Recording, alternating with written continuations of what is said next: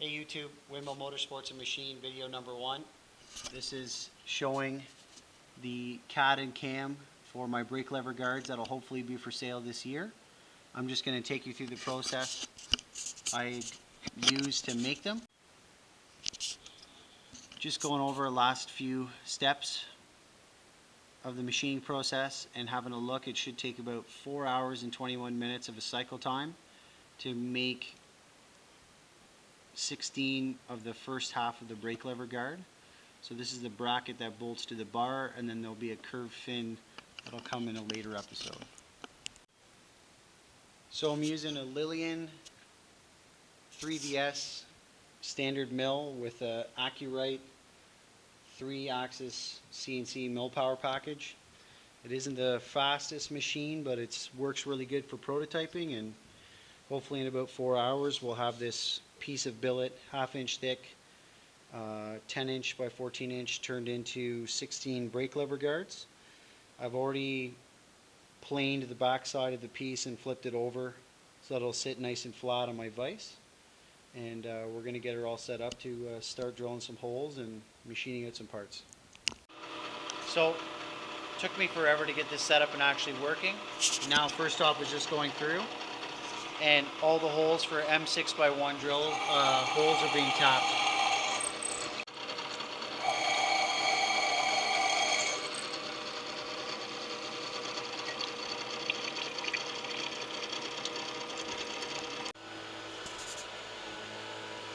Pardon the background noise, but for this part of the video, I'm just going to show a little bit about where we started off. So this is Rhino CAD 5.0. It's their newest version. And I've got a plate of 6061 billet aluminum with 16 brake lever guard mounts nested inside. And then all of the individual operations are already programmed out and ready to go. From here, right now, what's happening is the first set of pocketing to clear out all around the individual components.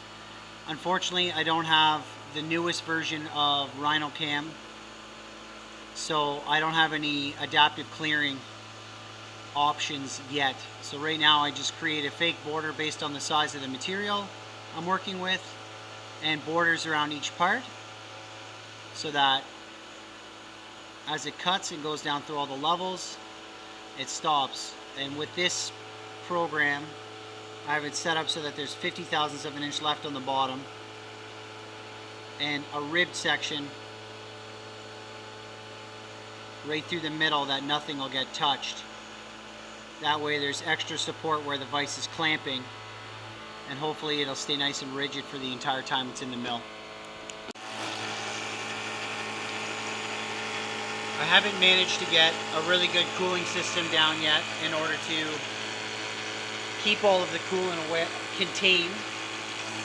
For now, this is the best I've got, so I can't really turn up the pressure a whole lot higher, because if I do, I'm going to end up with coolant everywhere.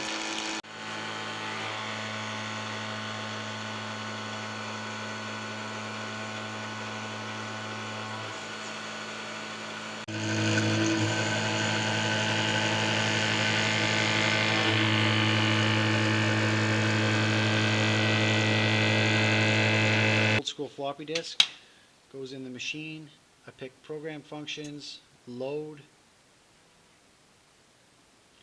give it a second to think, load. It'll take even longer to try and process that possibly than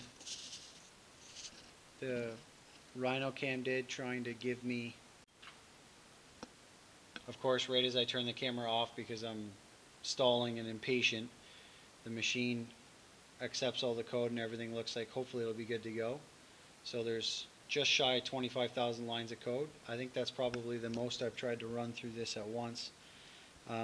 Usually I use 2.5 axis pocketing or machining as much as possible, and then I just use 3 axis to finish and make things look pretty. But in this case, because I've designed the part with a taper, it seems to be the only way to go for this second attempt anyways. So code is in. Now what I got to do is get my ghetto guards back in place. They're not the best, but for now they work.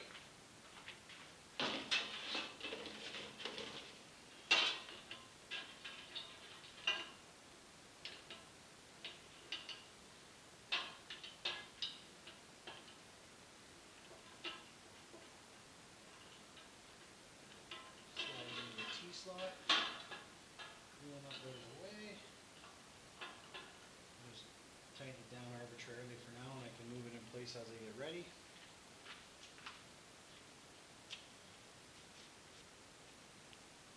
So I'm just going to switch back to DRO and move table and bring the plate back towards the spindle.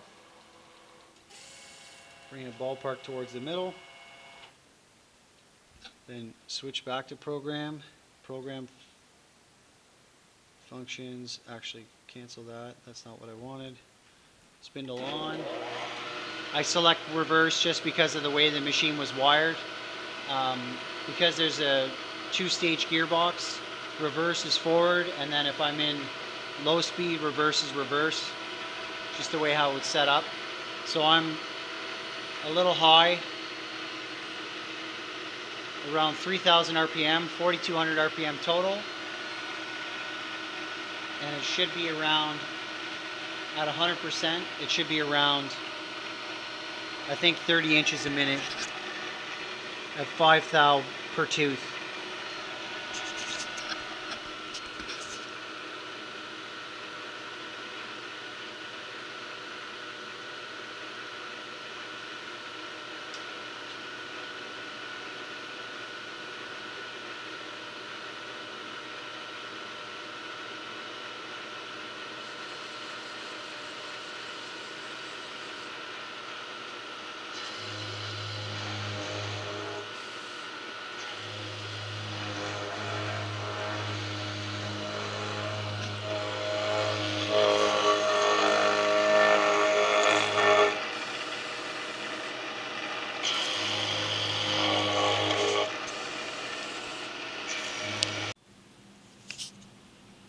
So this might be one of my last ops for the night.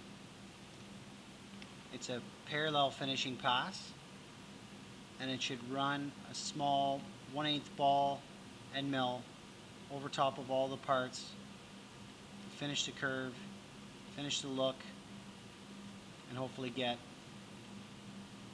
a nice completed surface finish. I do have to watch though, because this is a really small carbide cutter compared to what I was using for the rest of the work. So the initial pass is complete.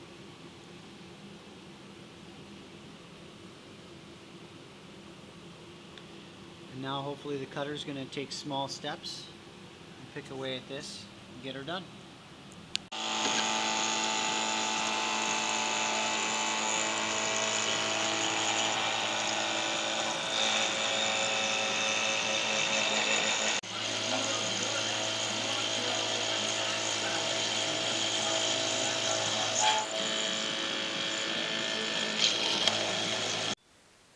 So about 6 hours or so of machine running time, plus messing around with code and getting this thing to work, and I broke one end mill throughout the whole process.